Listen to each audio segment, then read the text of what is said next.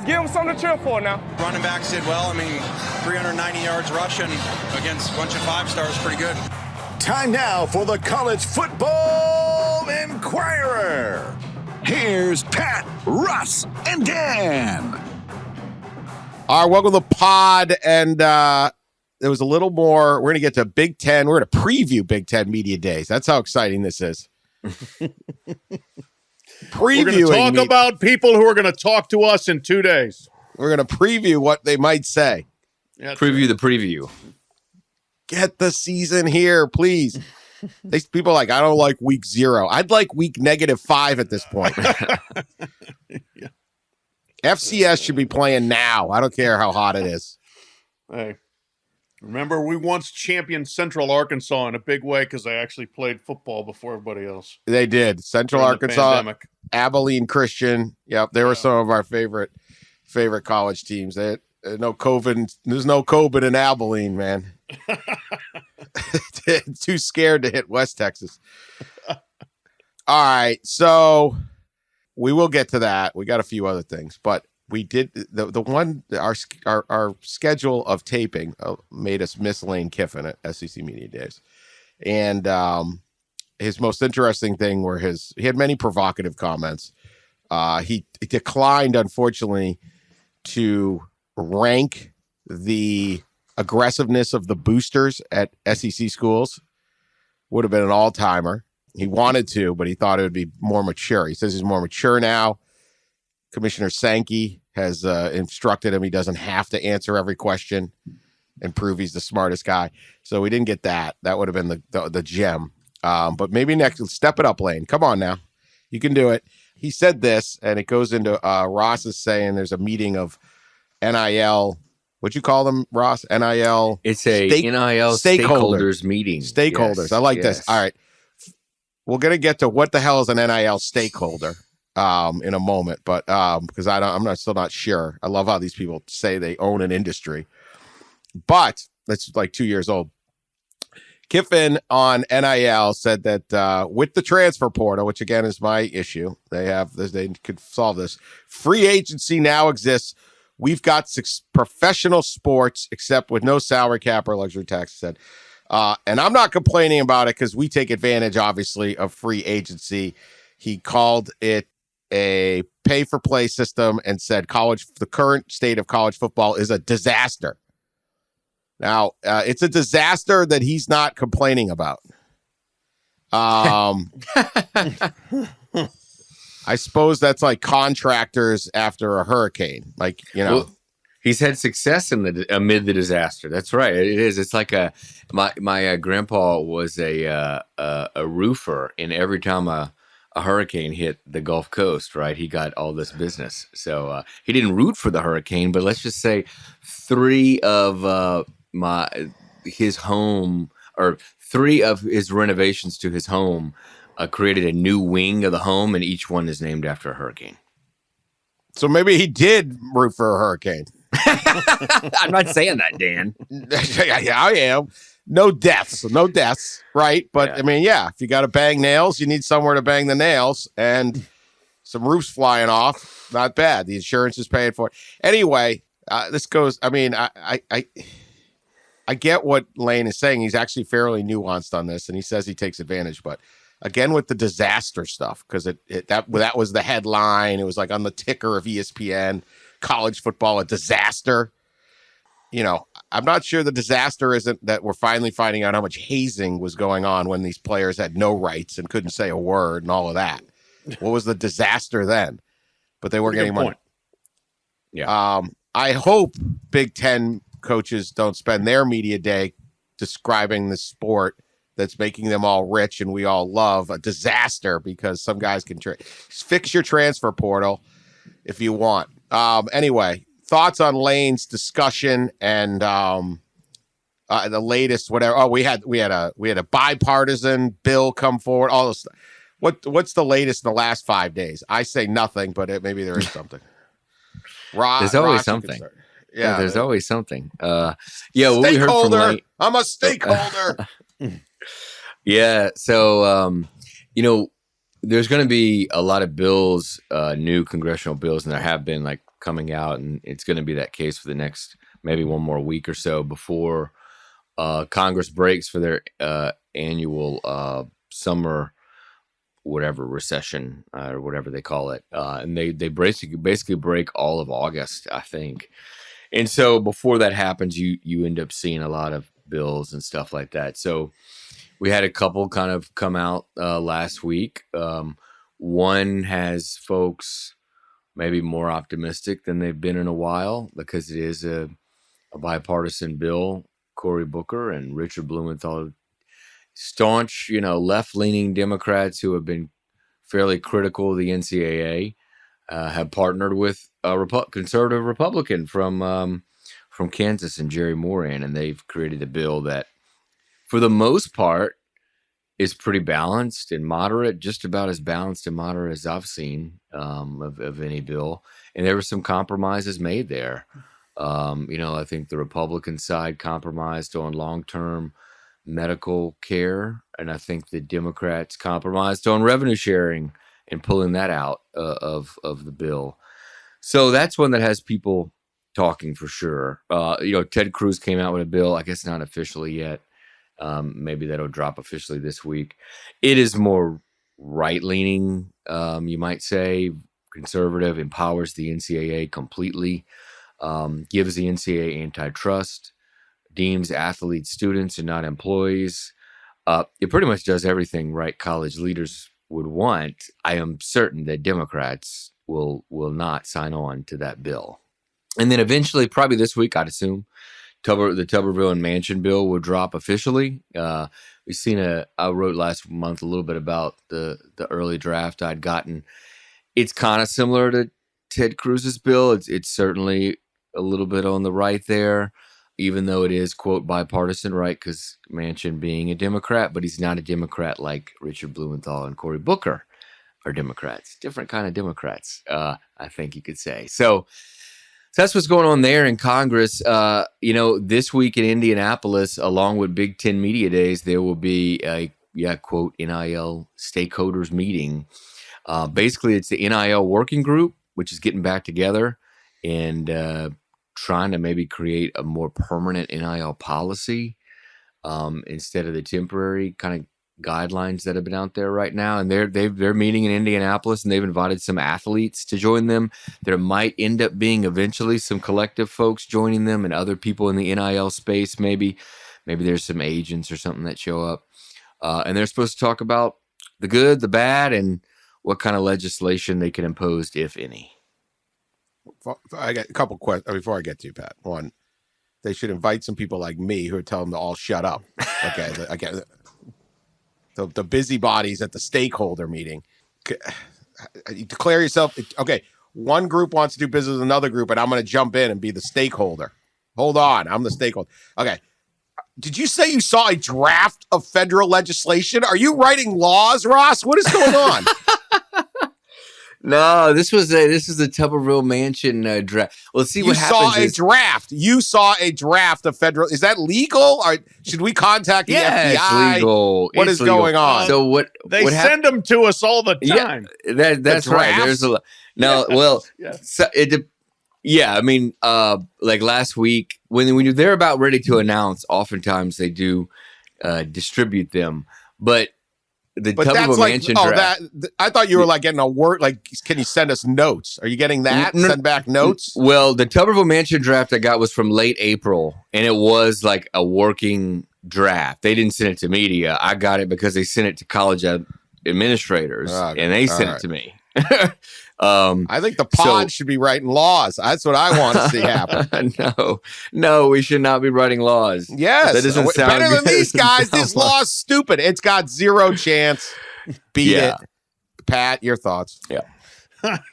I want to get back to Kiffin because it is a shame when he doesn't coincide with pod taping schedules, and we can talk about all the crazy things that come out of his mouth. But yeah, Kiffin. You said he's nuanced. I think he's just all over the place. I mean, he's like, this is terrible. Well, I'm not complaining. This is fine. But here's the thing, Kiffin, We have professional sports. We have free agency. People can just get up and go hither and thither. What did Lane Kiffin do after a year at Tennessee? Went pro. Did he get up and go? Did he go take a better offer? Go take a job he'd rather have at USC? Went from Tennessee to USC. Got fired at USC. Bounced back at Florida Atlantic. Couldn't wait to get out of Florida Atlantic. I think he did 2 or maybe 3 years there, but he was itching to go the last, after one. He was trying to go. Was he trying to get out of Ole Miss last year? Well, there's a lot of talk between him and Auburn, that's for sure. So Lane Kiffin's free agency is one thing. Player free agency apparently is another, which is the problem we have with this whole thing. Free agency and or compensation for me if you're a coach or an administrator, not for thee if you're a player. I think everybody's come around to the fact that it's okay to have NIL, but there's still so much hand-wringing and complaining about this. To Dan's consistent point, what sport sits around and just bemoans it's like, oh, this is terrible, we're awful, this is just a disaster? Why, there is so much complaining that goes along with a sport that is rather robustly healthy. It's interesting. I mean, think about Lane Kiffin's career and all of the things that entailed. And I don't think he thinks through it. I think he just says stuff. Yeah. But yeah, and this guy continually gets employed for more and more and more money. I mean, and I'm a huge fan of his career. In my top 10 greatest NFL moments is the time he was so mad at Al Davis in Oakland. And Al Davis was so mad at him, he sent Sebastian Janikowski out to try like an 85-yard field goal. Yeah. Okay, so I love all of it. There's nothing against you, Lane, but the fact that you can the fact you can be pull an absolute disrespectful, I say this in the best line, punk move to like a senior football person and then immediately be hired at another job, right? All the things. Yeah, it's not a disaster. Stop calling it a disaster. Okay, it's all right. You got to change how your roster management. They talk, so the job's hard. There's more time and all that. Yes, the salaries get bigger and all that. Anyway, I don't know what a stakeholder. I don't know what the stakeholders are. It seems like the same people as the last group. It's just they like put on a new mask like Scooby Doo, take the mask off. Hey, well, right? It was like when and I say this with all due respect because he's going to retire. Like when Bill Hancock went from we can't have a playoff to being the guy running the playoff. Like okay, whatever. Like good for Bill, make your living, great guy. But wait, weren't you the guy? Yeah, who kept telling us why a playoff was bad? I remember you from last week. It's like you put on a different mask. Does no one notice that Clark Kent and Superman look a lot alike? Did no one ever notice?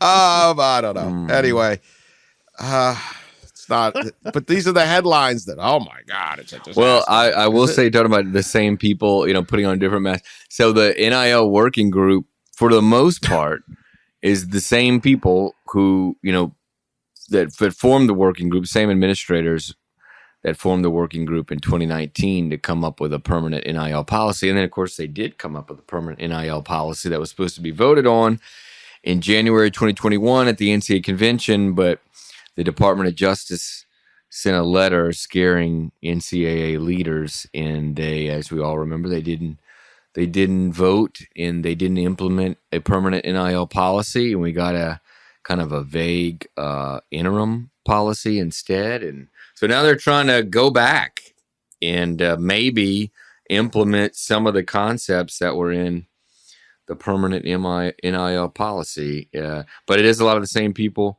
There's a few new people on the working group, and there'll be a few people, I think, like Jack Swarbrick of Notre Dame.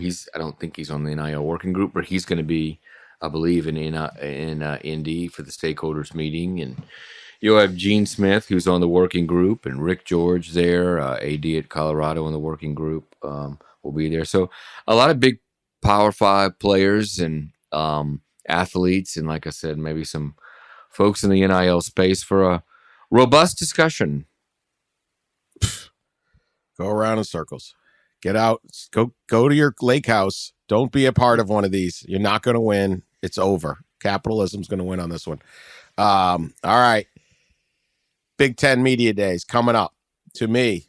You can come up with yours, but let's start with this. Most interesting guy at Big Ten Media Days, Ryan Day, Ohio State head coach. 1 field goal from probably winning the national championship. The doomed midnight kick that was awry.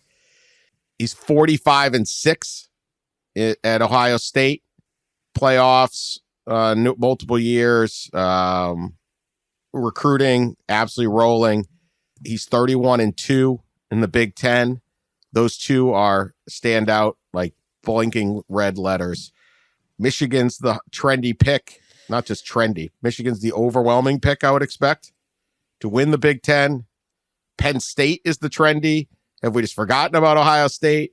How much pressure is on Ryan Day this year, and how tired is he going to get of sitting there going, I'm 31-2 in this league and 45-6 overall, and I'm getting asked about how I'm doing at my job? Pat?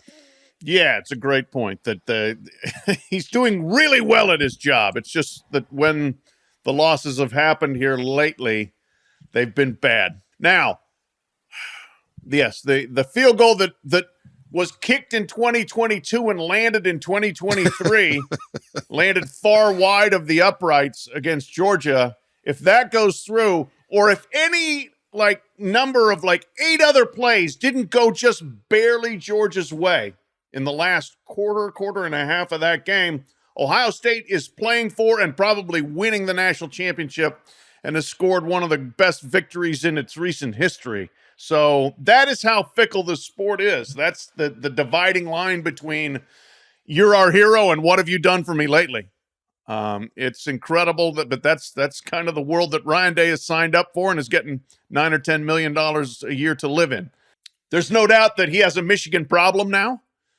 Is it a surmountable problem? Well, it could be. I mean, they might be good enough. They showed me a level of toughness and moxie against Georgia that if they can carry that over, shows that program's not as soft as maybe I thought they were when I was watching Michigan punk them in Ohio Stadium. But Penn State, as you mentioned, also should be really good on paper if they get Drew Aller, the quarterback, to step up and be big time as a first-year starter. Look out for them. So Big Ten East, this is as interesting as it's ever been, and it's usually very interesting. Yeah, it's funny. Ryan Day obviously is going to get much of the attention at Big Ten. Day one of Big Ten Media Day and Wednesday, and day two is in Michigan. I believe day one, like Pat mentioned, is also Penn State, so they'll get a lot of the attention. But I think also day one is Northwestern. Yeah, there's a and lot. Certainly there's some things to write about there. Interim coach David Braun will be there. And I believe today, and probably already happened by the time the pod dropped, there's supposed to be more details of the latest lawsuit from Northwestern players against the university. That in this, Adam Rittenberg tweeted this morning from ESPN. There's supposed to be maybe some more troubling allegations and incidents. So to me, while certainly the spotlight will be probably on the Michigans and the Ohio States and stuff, it'll be interesting to see what David Braun and the Northwestern players say, because certainly there's a lot going on there. Yeah, the only thing we know about David Braun is that he does not have a master's degree from Winona State. Yeah, I saw that. That's the sum total of our knowledge there. That What he had is that? a resume that said that he yeah. had gotten a master's from Winona State, and then oops, that turned out to not be the case. Winona State? Yeah, Minnesota. Yeah. Kind of weird place to lie. I mean, if I'm going to lie about getting a master's, put me down for Yale. Well, he did actually go to school at Winona State, so there's belief he was enrolled. And this is how well Northwest things are going for Northwestern. I mean, first this all everything is blown up, and then they install this guy for the interim, and then there's this resume controversy. And Northwestern says in a statement he did not falsify his credentials. He did not misrepresent. Blah blah blah blah blah. But then it turns out this Winona State degree had been on his resume at like 3 stops previously.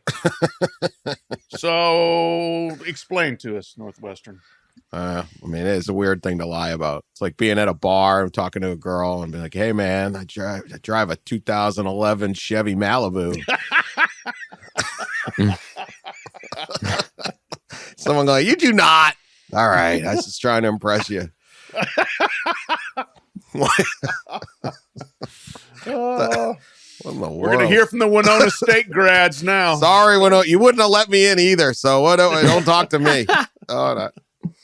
I couldn't have taken their academic rigor. I'm hosting a college football podcast. All right. All right. Obviously, we're going to get a lot of Michigan. We have not heard from Michigan and Jim Harbaugh since the affair last winter where he was in the NCAA crosshairs. Does anyone bring that up, or is that everyone forgotten about that one or not? Obviously, ton of pressure on Penn State. Is this the year?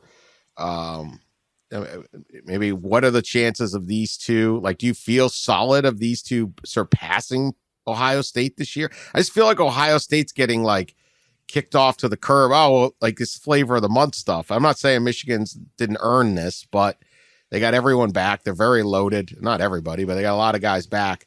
But it's like everyone's kind of moved on and gone to these two guys. I still think Michigan's always going to have something to prove against Ohio State, and Penn State hasn't been able to beat Ohio State. So like, what for James Franklin? Does he get any questions on this? Pat? James Franklin is 4-14 against Michigan and Ohio State. Yeah. I mean, a lot of coaches are 4-14 or worse against those two, but it's Penn State. That's the place where you're supposed to be on par with them, and they haven't been. So, yeah, for Franklin, this, I think, is a huge prove-it year. You've got maybe your best team, but you got these two roadblocks, and especially Ohio State they haven't been able to get by. I think they've lost 6 in a row to Ohio State. So there's a lot, I think, riding on this season for James Franklin as well. You know, I wouldn't say he's beloved by Penn State fans. He's had a good run. He's had some good records. He's had a couple of very good teams, but he hasn't been able to have the breakthrough team that makes a playoff, competes for a national championship. So between that, and yes, the Harbaugh thing, all right, he's basically said this is the best version of Michigan I've seen, which is a lot about this team. He said that in the spring. And then, yes, he has the NCAA situation, and then he also spoke to his love of mowing the lawn. So with Harbaugh, as usual, there's plenty of storylines. I know what I'm most interested in. We do. Yes. His zero-turn mower. Yeah. I haven't got the invite out to ride that thing. Anytime here, Coach Jim. Yeah, he hasn't kind of squashed expectations like you see coaches normally do. Jim Harbaugh, we saw him back in the spring tout how good the team is, or how good he thinks the team is, and how talented it is, and so I'm sure they'll take most of the headlines of day 2 on Thursday at Big Ten Media Day. Big Ten has got a ton going on. How about 2 new coaches? 2, maybe there's more. I don't know. They got a lot of teams in this league. I can't keep track. They merely add Matt Rhule to Nebraska and Luke Fickell to Wisconsin. I mean, these are monster additions as head coaches. And they're about to get Chip Kelly and Lincoln Riley, but we'll wait on a year on that because we'll get to the Pac-12 that Ross went out to. But I don't know, expectations for each of those guys coming in. Obviously, it's I think a bigger rebuild right now for Matt Rhule out in Lincoln. Yeah, no, I mean, I'm super excited to see what both those guys have in store there. I mean, I think Matt Rhule gives Nebraska just a soundness, a credibility boost. He's good. He's a guy that you figure knows absolutely how to run a program, build a program, coach a game, develop players. Things that became suspect about Scott Frost. Frost caught lightning in a bottle to a degree at Central Florida. And again, I still think in history, Mackenzie Milton built Central Florida as much as anybody else did, the quarterback there. But I just think Matt Rhule's a really good hire for Nebraska and will do well in a place where you don't have to gimmick it up and just try to be good in 6 games. Take 2 years, whatever the case may be, 3 years, build your roster. And I know that's more difficult now, or maybe it's easier than it used to be. But he's a long haul kind of, I think, program builder. So I'd like Matt Rhule's chances there. And Luke Fickell, I just think is fantastic. I think that was the best hire in the offseason in college football to get him at Wisconsin, because he's a fantastic coach. Obviously, you get Cincinnati to the college football playoff. Really? That's a landmark achievement. And him going to Wisconsin, I give him a chance to do very well there. We'll see how fast, but I think that's a great hire. Ryan Walters also is the other new coach going to Purdue. From Illinois, was defensive coordinator there. We'll see how that goes, but he's a very promising young coach. This is Matt Rhule's week, right? He's just about as affable and kind of outgoing and talkative in front of a camera, in spotlight as any coach, and he's really good at it. I mean, when you hear him talk and when you see him in front of the camera, you know why he has had success motivating a team in the past and recruiting. So this is kind of his week. I think he'll excel at Big Ten Media Day, and I'm sure he's excited about it. But I agree. I think those are like 1 and 2 as far as the best hires of the offseason, right? We're gonna see them both this week. Luke Fickell at Wisconsin and Matt Rhule at Nebraska. Yeah, huge gets. And I think both will, like the way Zach Arnett at Mississippi State just seemed very prepared to like seize what spotlight he could at last week at SEC Media Day. And some of the coaches do, or they do it in different ways too. Sam Pittman, right? He gets up there, just tells jokes because he knows that's Hams how you beer. get. Yeah, we need to talk about some Hams beer. We're getting Hams. All right, well, Yeah, people are into the Hams beer line. the listenership went crazy on ham beer commercials, commercials, everything. All right, we're going to talk Hams People beer. were appalled at Ross for his lack of Hams knowledge. Yeah, Because it is from Minnesota, Gas. and it's a little like, so I just think these guys will be very like Matt Rhule's. I guaranteed like set out a little like point by point messaging that he wants out. He's coming in prepared for media day. Guys think this is just nothing. They take this stuff seriously, and Fickell. Yeah, it's going to be big for both of those. One more Big Ten coach to get to before we get to the land of clear sky blue waters, Sky blue waters. Right, Yep. sky blue waters. Mel Tucker, Michigan State. I think he will be a deal there. First year. He goes 5-7 at Colorado, gets hired after the late retirement, like the February retirement of Mark D'Antonio, and 2-5 in the COVID year, whatever. Then bang, 11-2, nets this contract that everybody talks about, including me. I guess I'm bringing it up. Nets the $95 million contract, and then proceeds to go 5-7, and didn't look too good last year. Low expectations for Michigan State this season. I thought one of the more telling ones was they moved their season finale with Penn State at home to Ford Field, which was they were willing to do because I think they knew there's a chance there weren't going to be a whole lot of Spartan fans there on Thanksgiving weekend.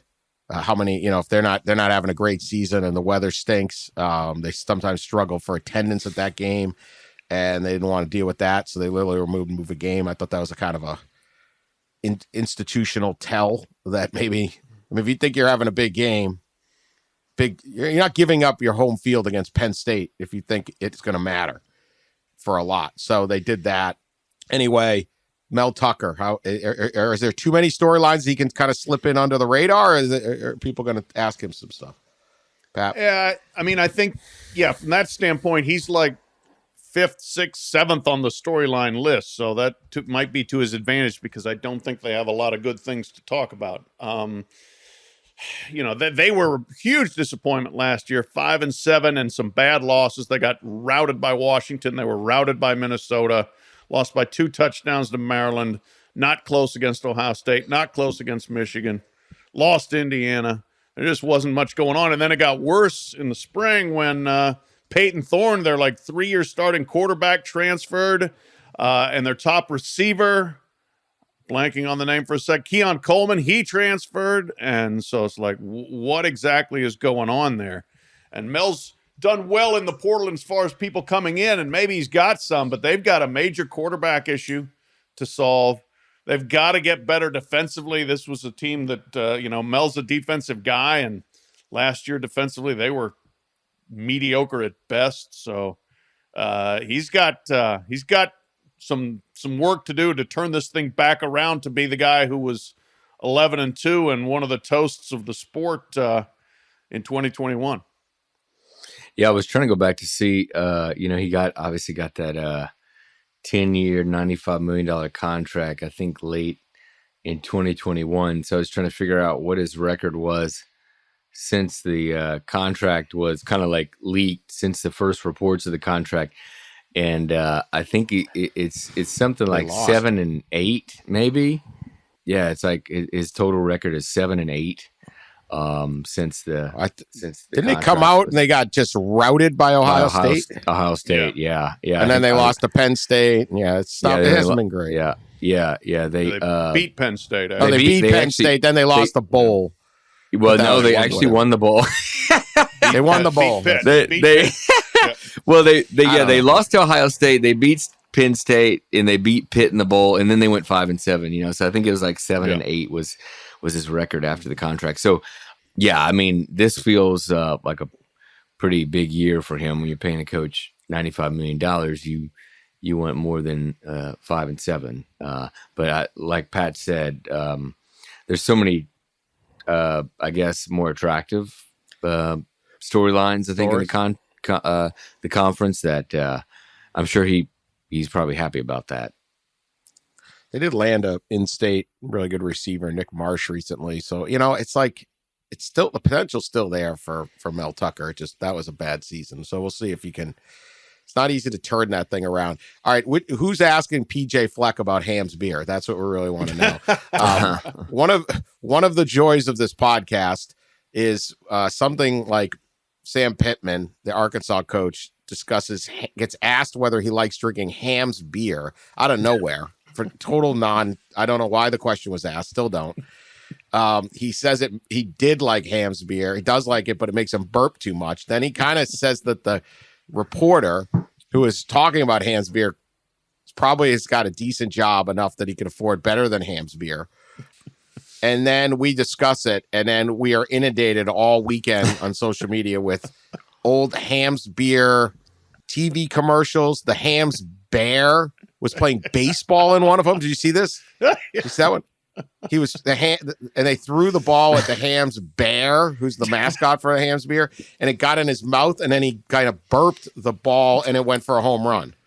So there was something. Commercials in the 70s, like straight up, like did this run on Saturday mornings when kids were?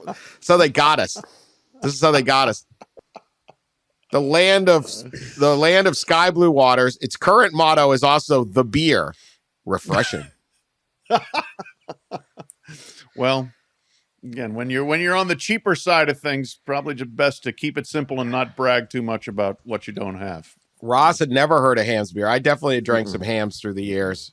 It's this great name, the Sky Blue Water. So anyway, Hams, if you're looking, like we need a beer sponsor. We need a beer sponsor. And I can assure you, no one else is talking about you. That's right. Come on. Nobody Talk else. to us. Come on, Dan. There's like a Minnesota radio station up there that's like okay, has outside of Duluth. Yeah. Other than the Duluth Curling Club podcast. I would say from age 25 younger, Hams is certainly probably in the top 10, maybe top 5 beers I ingested the most of. I'm glad there's no official tally on that, but Theodore Ham came from Germany and did this thing up. So Is I don't know. that Theodore Ham's our guy? He is our Theodore our Ham patriarch? arrived in 1856. Okay. And with a clear, simple dream to create a quality American brew to be enjoyed by all. It would blow his mind that 100 and whatever this is, almost 70 years later, on some technology that did not exist, we're discussing this. Yeah, we're discussing him and his sky blue water beer. Yeah, Unbelievable. way to go, Teddy. There, yeah. Anyway, so I don't know. That's what we got. All right, Pac-12 Media Day. Ross, you went and you played blackjack with a pod listener. Is that true? Well, I was after Pac-12 Media Day, sat down. It was, of course, at a casino. Vegas. Pac-12 Media Day. Oh yeah, it was in Vegas, and so of course it was at a resort that undoubtedly, just like everything in Vegas, has a casino in it.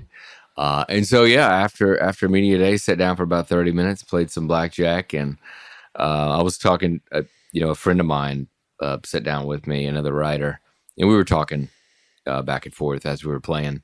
There's a guy at the kind of the end of the table who at one point said, "Your voice sounds familiar." Oh, wait, you're on the pod. So yeah, that was pretty funny. I like knowing our listeners are out there gambling away their mortgage, pumping down heaters, looking for free watered down gin and tonics. That's our guy. That's our guy. That's right. That's That's why Hams should be sponsoring us. Yeah, exactly. Well, that was definitely that was the highlight of Pac-12 Media Day right there. There's nothing else to talk about. They have an unbelievable season, and it's like this is one of the most exciting Pac-12 seasons. Oh yeah, going like they got like 5 really good teams. They got the returning Heisman, all this stuff, and everyone's talking about TV contract and all this stuff. They get Coach Prime. Apparently, the surgery went well. He's feeling well, so that's good. We need Coach Prime on the sideline. This is big season at Pac-12, and no one's talking about it, including us, because we just follow the sheep. Well, I think that they had attempted to make the focus football as best as they could. But it obviously was tough, right? The focus for a second straight year really kind of you just felt it lingering over everything, was the future of the conference, in the instability, in the TV deal, I would think the highlight for me was around midday of the about halfway through. Rick George, the Colorado athletic director, and obviously there's been a lot of things swirling about Colorado potentially leaving the school or leaving the conference and going to maybe the Big 12. That's in discussions with, I think, Colorado officials, and Colorado officials like Rick George, the AD, and the chancellor of the school have kind of left the door open to that possibility. So naturally, at Media Day, us media wanted to chat with Rick George. Most of the athletic directors of the Pac-12 were there, if not all of them. And so Rick was there, and we about 5 media members kind of approached Rick as he got off the stage of Pac-12 Media Day, and he said that he had a flight, and he kept on moving and dipped into a dark hallway. We followed, and he grabbed his stuff, and boom, he was out of the building like Elvis into the summer heat of Las Vegas. He's ducking you. So that was interesting, and just provided kind of and he did have a flight, and I get it. We've all been late to flights, and he was allegedly late, to his flight. But it was just, this whole scene was a just kind of fascinating scene and just kind of was a window into the kind of the state of the league, where the focus, unfortunately, right, wasn't on these great quarterbacks and these great offenses that we're supposed to see this year that should be on the field, but instead is on the future of the conference in a member that is maybe interested in another suitor. So interesting. I mean, it is called. I understand nobody cares about the plight of the media and like availability for interviews. Totally get it, but it is called Media Day. It's like in Caddyshack when it was Caddy Day. The caddies get to play, like they get to go in the pool. Like it's like Urban Meyer did that once. He's like, I remember seeing this guy try to get him on a radio show. Coach Meyer is not he was out of Florida then. He's got to get back to campus. Like it's called Media Day. Let the poor guy get his interview. That was the whole day. It's middle of July. So anytime they're ducking on Media Day, I don't know. It's interesting. It tells me more than anything he could have not said in a empty statement. Yeah, a couple things there. First of all, if Rick George is going to do that, if you're going to go to Media Day and then rush out when you know people want to talk to you, why you're there to begin with, just don't even go. You know. But secondly, that does call to mind, Dan, what you said, a great line from the great Jerry Tipton, who covered Kentucky basketball for like 7 decades, not quite that much, but a long ass time, and took no guff from any of the coaches. This was a few years ago. John Calipari was like on Kentucky Media Day, was either trying to shoot down a question or tell people something they shouldn't ask about or whatever. And Tipton said, "This is Media Day, not Coaches Day. We'll decide what we want to ask." We get one day. Yeah. Love it. Yeah, Good job, Jerry. Don't ask about our point guard rotation. Yeah, I think we're gonna. Yeah. So, but no, to the point, this is the Pac-12 being the Pac-12, and it's just the number of self-inflicted wounds, and maybe this was a bit unavoidable. Just this kind of collision of unreconciled media rights business with bringing everybody together to talk about the football season. But if you don't have that reconciled, you can't really just say, well, no, don't ask us about that. Talk about this. And it is too bad because, these are the quarterbacks in the league this year. Caleb Williams, reigning Heisman Trophy winner, probably the first pick in the NFL draft. Bo Nix had a phenomenal season last year. Michael Penix, ridiculous season at Washington. Cameron Rising at Utah. He's coming off the knee injury in the Rose Bowl, but he's been great there. Jaden DeLaura at Arizona. Cameron Ward at Washington State. Shedeur Sanders coming in at Colorado. Deion Sun and DJ Oyunlele coming in at Oregon State. It's going to be fascinating. I think it's going to be really, really good, and I hope we can actually enjoy watching Pac-12 football as opposed to watching the league devour itself. Yeah, I think you're right on that. To his credit, Commissioner George Kliavkoff, in his opening address at Pac-12 Media Day, knowing what was going to be asked, just kind of out and said it, right? That, okay, ask me all your non-football questions. And we did. We did. Yeah. And he answered most of them. Some of them maybe not so clearly, but he did address most of them, and gave us maybe a little bit of a window into the Pac-12 deal. It sure seems like it's very, very close to being done. If in George's mind, maybe he's the only one who knows, maybe it is done, but not announced or not shared with anybody. So I guess it can't be done until it's shared and voted on by the board. So I would think in the next few days, maybe a couple weeks, that might happen. Of course, we've been hearing a couple weeks now for 8 months, but he did answer questions about it, and took a lot of questions about it, certainly, and he continues to be confident and optimistic. And like I said earlier, most of the athletic directors were there, and they seem to be pretty confident about a deal. And as George said, and many of them said, the longer they wait, the options, the better their options are getting. Now, many outside the conference don't quite understand that, right? They have doubts or questions about that statement, but they're certainly singing it within the league. The MAC had their media day. Maction. Yes. Yes. Toledo's really good. That's your, That's your Yep. sleeper New Year's Day 6. We'll see. Could cause some headaches. I don't think it'd be interesting a year from now. Sorry, Toledo. But to have this level of a team, now you're like, hey, this is a possible playoff team. This is why expanded playoffs going to be really cool. Not, hey, you might get the New Year's Six, but you're like, hey, Toledo, not bad. And they could be your group, your 6th conference team in, and what do you know, right? And that would certainly generate a great deal of excitement in Toledo and improve the sport all over, just to have that chance. The New Year's Six thing, which was kind of that was the carrot, never really panned out, although I think Tulane had an awful lot of fun last year making it. But a slightly kind of interesting thing Tony Paul of the Detroit News had. So we have MACtion. Most people consume the MAC through the November Tuesday, Wednesday games, which are basically gambling degenerate catnip. Catnip.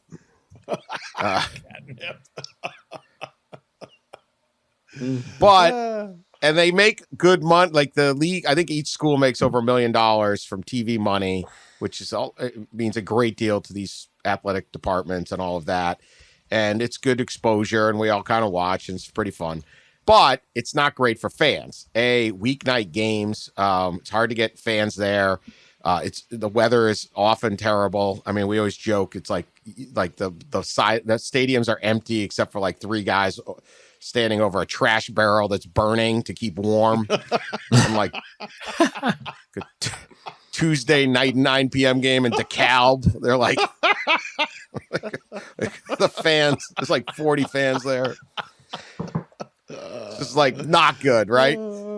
So one of the controversies in the MAC has been that, like, so there are some rivalries in the MAC. There are some proud football programs. Yeah. So Akron, Kent, right? That's like a real rivalry. Bowling Green, Toledo is a big rival. They have that great trophy they play for, which is just basically the Interstate 75 sign.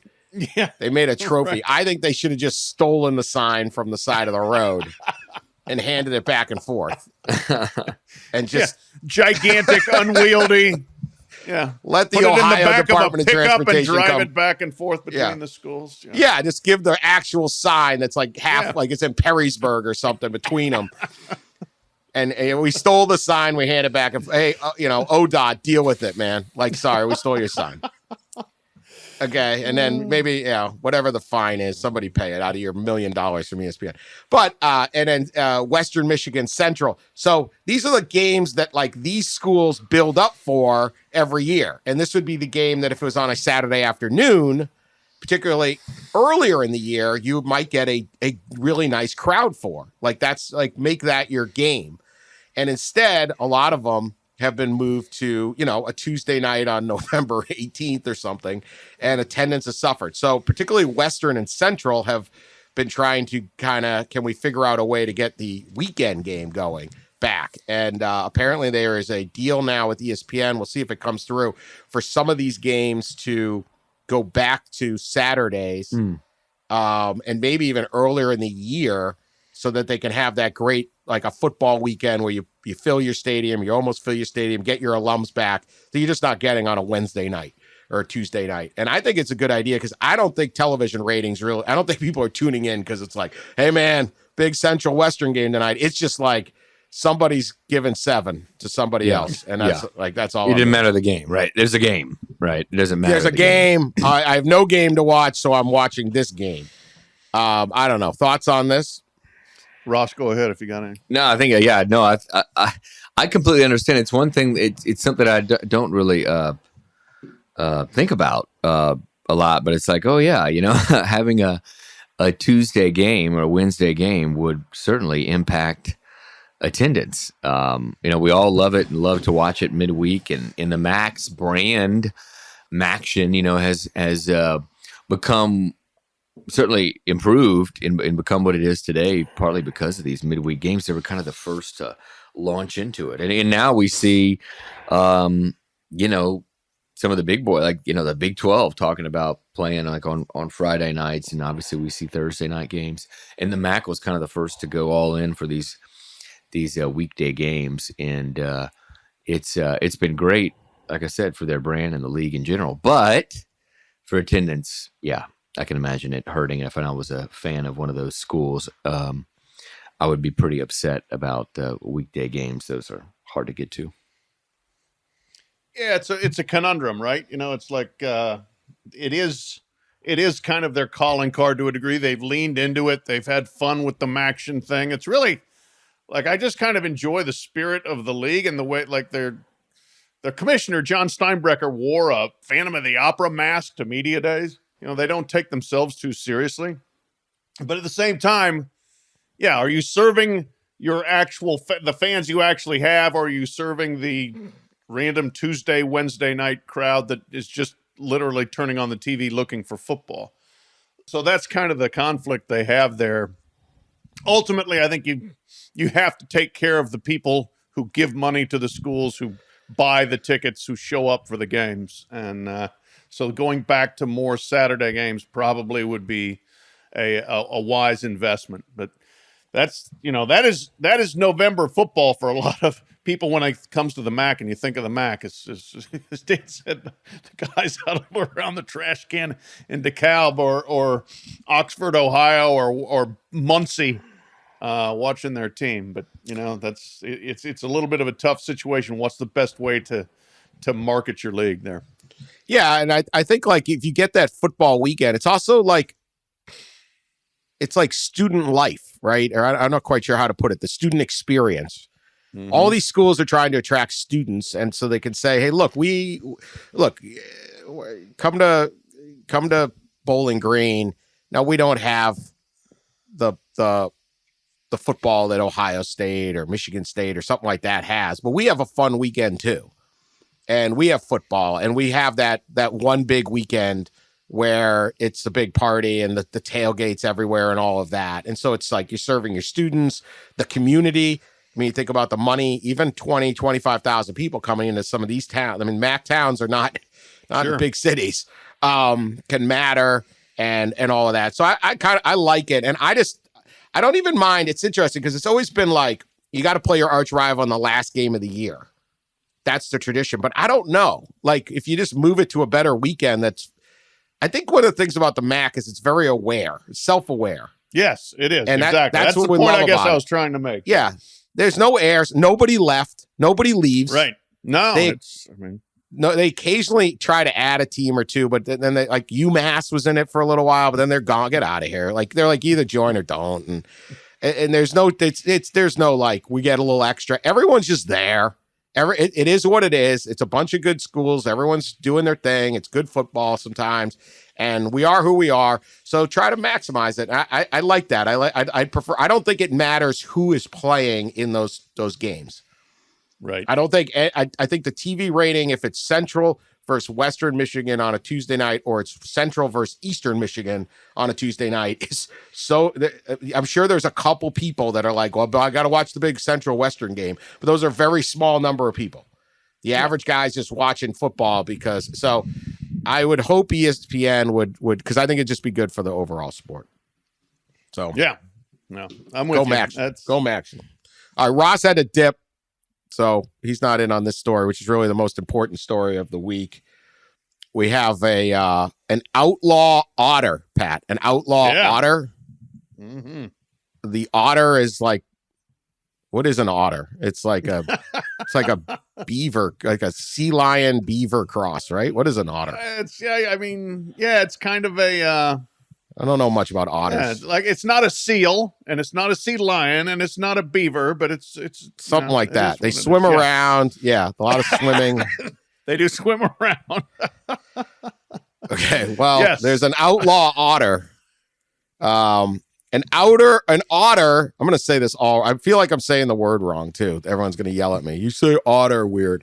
I do. I'm sure. How many times in your life? Far. How many times in your life have you said the word otter? Other like it's just not a word you say often. An otter in California is on the run. The run from local and federal authorities, wanted for aggressively confronting locals and stealing surfboards at a popular beach. An otter is ripping off the surfers. but its outlaw status has turned the slippery sea otter into an international icon with growing support to leave her in the wild. This is from NPR. Of course, they had to go that way. 5-year-old female otter, known officially as Otter 841. Well, they got to get a better name. Can't we come up with a better name? Right, exactly. Outlaw is really the name, right? Yeah, it should be. It's been named a public safety risk by state and federal wildlife officials because of her, quote, unusually aggressive behavior along the Santa Cruz coast. As a result, wildlife officials in the Monterey Bay Aquarium staff, there's a lot of people involved in this, are attempting to capture and rehome the otter in an aquarium or a zoo. But support for a live and let live approach is growing with each unsuccessful attempt. There is an Instagram account called Keep 841 Free, and a photo of an activist dressed as an otter holding a surfboard. There's another letter to the editor in the Santa Cruz Sentinel. I guess they're covering this thing big. Sure. So there's 50,000 signatures to keep the otter free. She's the hero Santa Cruz deserves, but not the one it needs. Is what this is on. Apparently, let's see. Where's this? Where's the crimes? It stole some surfboards. Yep. Yep. Which, think about that. This is what kind of. All right, so I looked it up. I'm sure you're on the side of the otter. I think you're on the side of the otter. Yeah. Of course, I'm on the side of the otter. You go surf in the otter's backyard. You take your chances. Don't go saying, "Oh, we got to take your land from you, your water from you." Poor otter. 841. I'm absolutely on her side. But anyway, average female otter 3.3 to 4.6 feet. How does an otter steal a surfboard? Surfboards are like 8 feet long. What kind of this is a stud otter, I would say here. This thing can move some product if it can grab or somehow, drag a surfboard out to sea and take it. I'm impressed. There's a picture of it. Yeah. She's on the surfboard. I thought she chewed through the surfboard and took like pieces of it. There's a picture of her right. She's surfing at Native Santa Cruz on Instagram has a picture of the otter on top of this blue surfboard. An aggressive sea otter in California is harassing locals by riding boards she stole from the surfers in the lineup. Look at that. Yeah. So she rides up to where they all are waiting for the point break. Oh, it's tremendous video. There's videos. Look, just takes the board from the surfers. Like, get out of here, dude. So the otter comes. This is a daring thief. She just runs up. She swims up, and obviously the surfer's like, "Oh crap! I don't want to fight an otter." Yeah. The surfer bails from the surfboard, and the otter tries to flip the board to get her off. No, that ain't working. This is smash and grab. Yeah, this is just punching someone on the subway and taking their purse. Like it's it. You know who Otter 841 is? Who? Cluck Norris. Cluck. This is Cluck Norris. Look, there's another. Yeah. Look at this. Do you see the one where the woman's like trying to like hide from the other side of the surfboard? No. This otter is a badass. Yeah. I'm on Otter's side. There's a number of them. The surfers are scared, and I get it. Yeah. But this is the Otter's home. Yes. You surf for like an hour or two, and you get back in your car and you go home. And if the otter walked into your house or was trying to swim around in your tub, you're in the right. You go to their home. See, you take your chances. That's it. Toughen up, Santa Cruz. We'll say Santa Cruz, lovely area. Great little surfing community there. It's very nice. My daughter done some surfing there, but I asked her. She said, "Oh, I'm totally on the side of the outlaw. Remain at large, Otter. Take charge of that bay. Fight the power, man. No injuries. It just takes your surfboard. Deal with it. Go find somewhere else to surf. This is my house. Go get them. I mean, these surfers have had their way with the otters for like 100 years. Yeah. So ever since they started surfing. Yeah. This is like, this is the part 2 of some movie series. Now it's our turn. Back for revenge. Here come the Otters. This is by Santa Cruz, by the way. Also, pod topic once where we the Taco Bell that served alcohol. Yeah. That's in this area too. So, wait, that's in Santa Cruz? Yeah, we talked about it on the pod. Yeah, they serve them now alcohol a lot of places now. Yeah, it seemed like a bad idea, but it's apparently not that. Well, look what happened. The otter. Otters get drunk and feisty. I'm on the side of the otter. Free 100%. Yeah, Otter 841. If you want to watch some funny videos of these pissed off surfers in Santa Cruz being bullied by a sea creature. My guess is I do not know how much a surf. I'm going to look up surfboard. How much does it cost to buy a surfboard? I'm thinking it's not cheap. No, a new one's probably a few $100s. Well, they range obviously 113 to 799. Well, that's a retro. Yeah, 120. I don't know. What's he do? What's she doing with them? Maybe she's selling this one. She's taking them on eBay. Reselling. Yeah. I don't know. All right. Go Otter. You got it. All right. We're going to update the outlaw Otter as the week goes on. We'll have more later this week. Ongoing saga. This is an ongoing saga, and we are the pod full unbridled support for Otter, not for the surfers. That's right. Tough break. You got a nice little life out there in Santa Cruz. I don't want to hear it. Okay, the rest of us don't want to hear it. Deal with the Otter. Run, buy another surfboard. Help the surfboard industry. All right, we will be back later this week. More from Big Ten and everything else. Appreciate everyone subscribing. Continue to leave us nice reviews, which help. Share us on social media. Tell your friends about us, and we will talk to you later.